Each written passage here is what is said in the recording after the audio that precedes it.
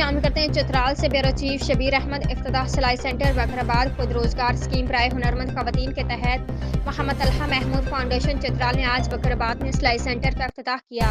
इस मौके पर इलाके के लोगों ने MTM फाउंडेशन की खिदमात को सराह सेनेटर मोहम्मद तलहः महमूद का शुक्रिया अदा किया।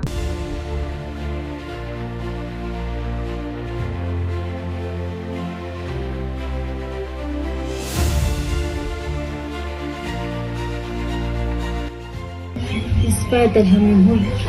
saibu shukriya da ko se kemne bad bagrabata ko center ka gitse bo sheli ko is center pra agar fayda gani age badi kayinen iskol se to bo shukr guzar mundi bat ke isna videshe hai ke har centers ta tangiti istan dikano na kori istani mara se bo sheli ko is pat pra to shukriya da ko se